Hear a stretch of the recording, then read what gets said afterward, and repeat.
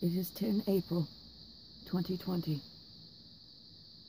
It is Good Friday of the Lord's Passion. The first reading comes from the book of the prophet Isaiah. See, my servant shall prosper. He shall be raised high and greatly exalted. Even as many were amazed at him, so marred was his look beyond human semblance, and his appearance beyond that of the sons of man. So shall he startle many nations. Because of him, kings shall stand speechless. For those who have not been told shall see. Those who have not heard shall ponder it.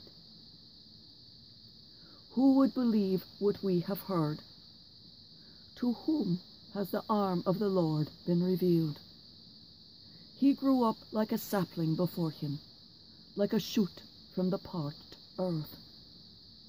There was in him no stately bearing to make us look at him, no appearance that would attract us to him.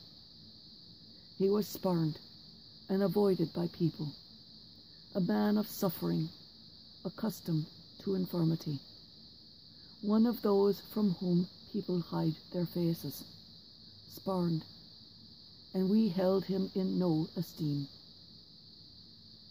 Yet it was our infirmities that he bore, our sufferings that he endured, while we thought of him as stricken, as one smitten by God and afflicted. But he was pierced for our offences, crushed for our sins. Upon him was the chastisement that makes us whole. By his stripes we were healed. We had all gone astray like sheep, each following his own way. But the Lord laid upon him the guilt of us all. Though he was harshly treated, he submitted and opened not his mouth. Like a lamb led to the slaughter, or a sheep before the shearers, he was silent and opened not his mouth. Oppressed and condemned, he was taken away, and who would have thought any more of his destiny?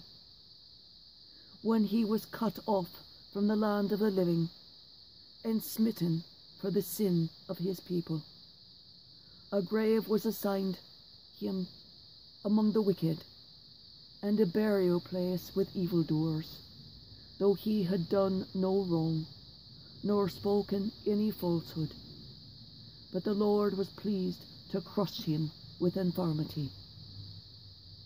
If he gives his life as an offering for sin, he shall see descendants in a long life, and the will of the Lord shall be accomplished through him.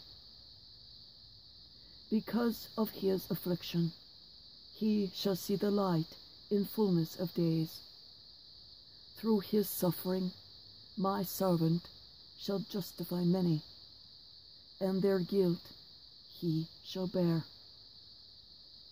Therefore, I will give him his portion among the great, and he shall divide the spoils with the mighty, because he surrendered himself to death, and was counted among the wicked. And he shall take away the sins of many, and win pardon for their offences.